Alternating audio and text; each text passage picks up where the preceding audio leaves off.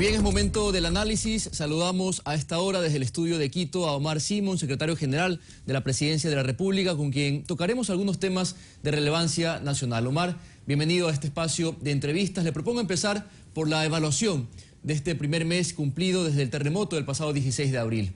Un episodio que marca sin duda un antes y un después en la historia más reciente del Ecuador. No solo por la magnitud de la catástrofe, tanto humana como material, sino además por las lecciones aprendidas, ¿no? Por la oportunidad que se presenta para fortalecernos como país. ¿Cuál es el balance de las acciones implementadas 30 días después de la tragedia? ¿Satisfacen los resultados conseguidos dentro de tan delicado contexto?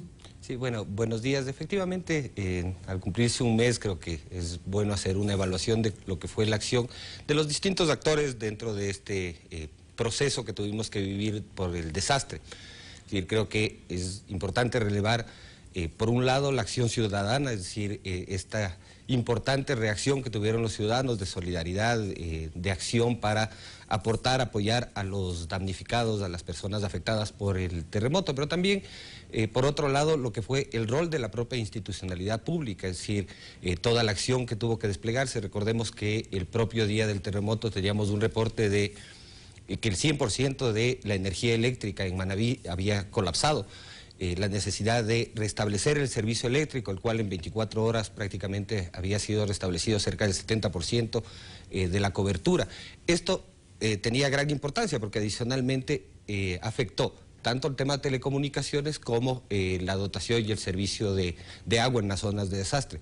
Consideremos que era imposible llegar a un 100% en el corto plazo, porque efectivamente habían colapsado los postes, había cables de alta tensión en la zona de desastre donde todavía podía haber sobrevivientes, donde se estaban realizando las labores de rescate de sobrevivientes. Entonces, creo que ahí hubo una acción importante de un conjunto de ciudadanos, es decir, más de 700 personas de las empresas eléctricas de todo el país activadas trabajando en eso. Luego el tema de recuperar los servicios de agua potable o la dotación de agua en el caso de donde no podíamos llegar con agua potable, restableciendo los servicios ya existentes. Igual el tema de vialidad, es decir, recordemos que en la noche del desastre, en la noche del sismo, teníamos todas las vías de acceso a la costa, desde la sierra, colapsadas. Varias de las carreteras que llegaban a las zonas de mayor impacto estaban inhabilitadas. El aeropuerto de Manta, recordarán ustedes que una de las primeras noticias que se tuvo era el colapso de la torre de control. La necesidad obviamente de habilitar el aeropuerto para que pueda llegar la ayuda, puedan llegar los rescatistas, el personal de seguridad y todo el personal que finalmente se activó para ayudar a los ciudadanos que en ese momento estaban en una situación crítica. Luego de eso, el tema de la dotación de alimentos, agua, de vituallas, temas básicos para atender a los damnificados y finalmente en este momento el tema de ya el establecimiento de los campamentos para atender a las personas que finalmente perdieron sus viviendas o que no pueden regresar a sus viviendas por los daños ocasionados por el terremoto.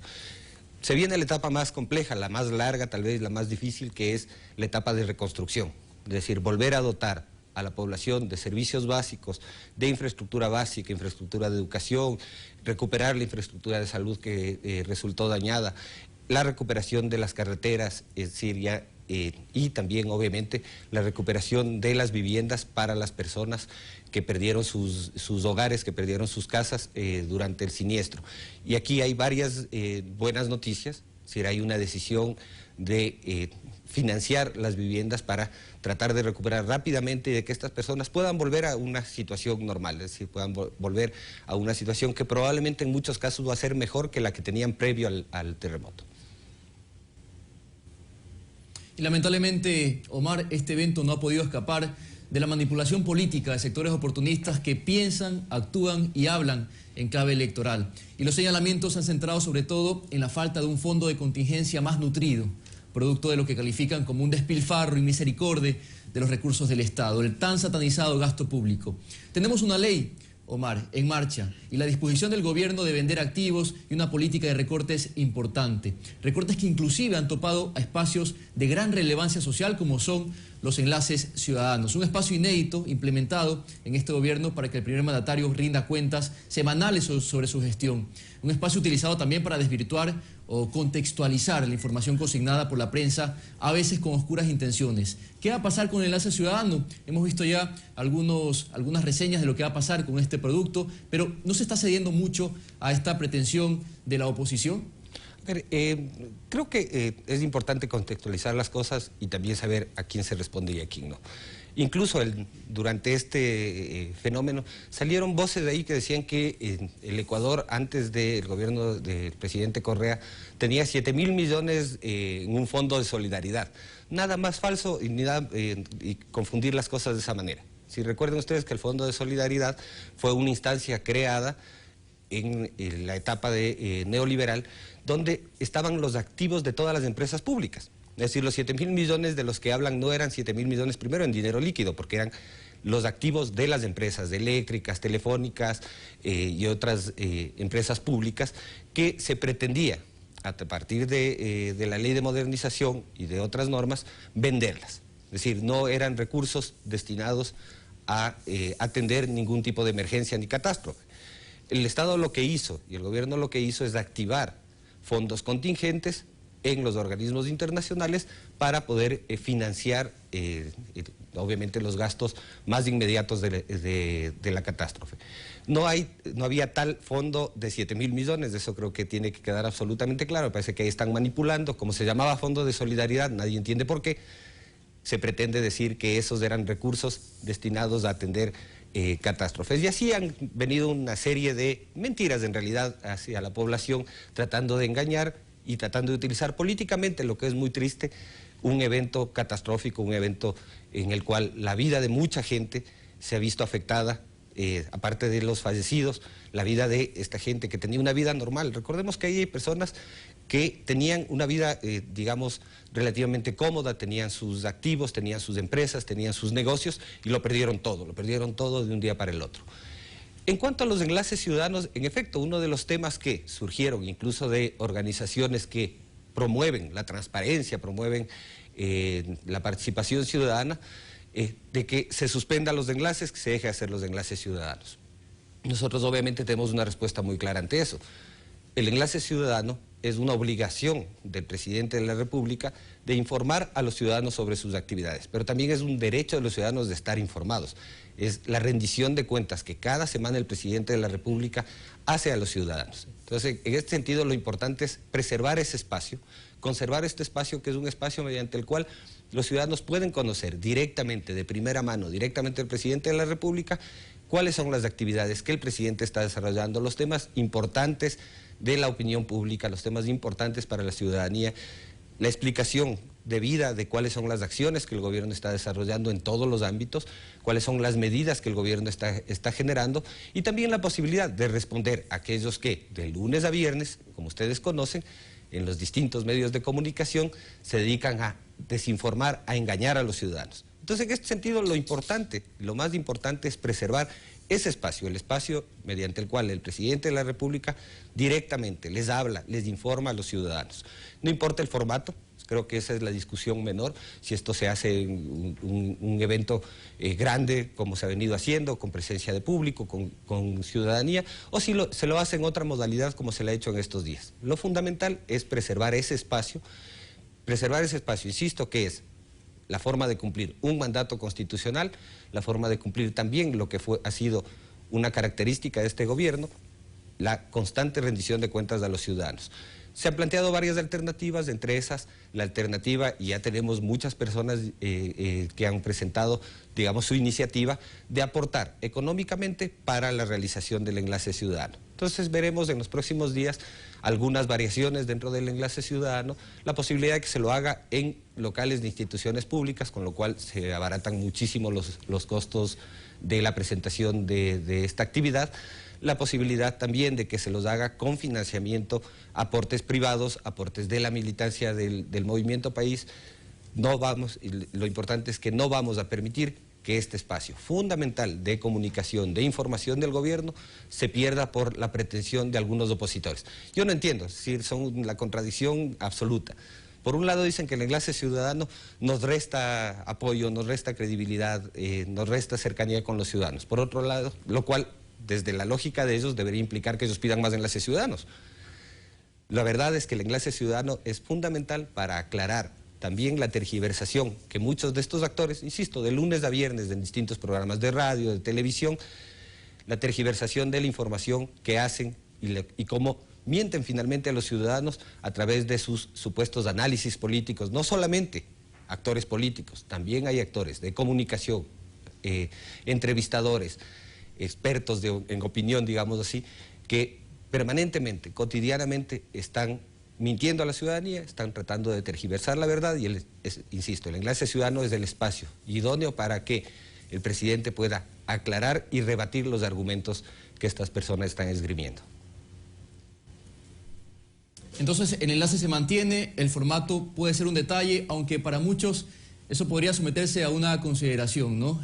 El hecho de que el presidente se traslade a lugares específicos para ofrecerle cuentas a sus mandantes constituye una oportunidad para localidades pequeñas de reactivar su economía, y eso lo veremos, por ejemplo, este fin de semana en la provincia de Manabí. Para muchos el formato no es un mero detalle. En todo caso, Omar, vamos con Panama Papers. Finalicemos con esto. El gobierno ha mostrado su disposición de colaborar con todas las investigaciones que puedan salpicar a funcionarios públicos. De hecho, 2 ex colaboradores del régimen están siendo pesquisados. Pero no quiero quedarme en este punto que constituye una nimiedad en relación al tema de fondo, que es la cultura de evasión fiscal que lamentablemente ha prevalecido en nuestro país a lo largo de los años. ¿Cuál es el impacto real que tiene la evasión en la economía, Omar?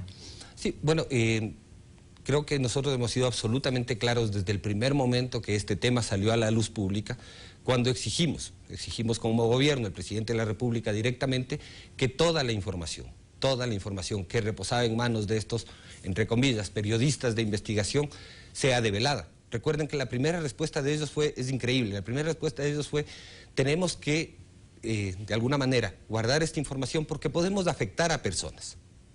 Es decir, porque frente a unos casos, sobre todo 3 casos que fueron los primeros que se ventilaron públicamente, no había ninguna preocupación sobre la afectación de la imagen de estas personas, es decir, claramente una intención política. Pretendieron vincular al secretario de Inteligencia, porque una persona que trabajó alguna vez en la Secretaría de Inteligencia tenía una relación con Mossad Fonseca. Luego al fiscal general de la Nación, quien adicionalmente, la empresa que aparece creada en Panamá fue anterior a su cargo de fiscal, es decir, si es que estaban protegiendo la identidad y la imagen de personas privadas, ¿por qué en ese caso no se tomó esa consideración? Ahora tenemos esta información, ahí han aparecido nombres de algunas personas vinculadas al Estado, se está realizando las investigaciones. Nosotros creemos que se tiene que transparentar absolutamente todo y se tiene que determinar responsabilidades si estas empresas fueron creadas con la intención de generar un mecanismo de elusión fiscal, es decir, un mecanismo mediante el cual evitar el pago de impuestos, el pago de tributos, o incluso la otra posibilidad que también existe ahí, del tema de lavado de activos. Si ustedes se fijan y revisan los nombres, muchas de las personas que ahora hablan y que andan diciendo que hay que atraer la inversión extranjera, hay que traer recursos del exterior para solventar la situación económica del país, tienen sus recursos, tienen su dinero en Panamá. Es decir, la doble moral absoluta, mientras por un lado dicen, enarbolan la bandera de atraer la inversión extranjera, de atraer recursos del exterior para financiar proyectos en el país, por otro lado tienen sus propios recursos en el exterior. Es decir, ¿usted confiaría en alguien que le dice traiga su plata a invertir en el Ecuador cuando tiene su plata fuera del país? Yo creo que eso es inaceptable, no resiste el menor análisis una situación así. Entonces nosotros estamos en la línea de la total transparencia.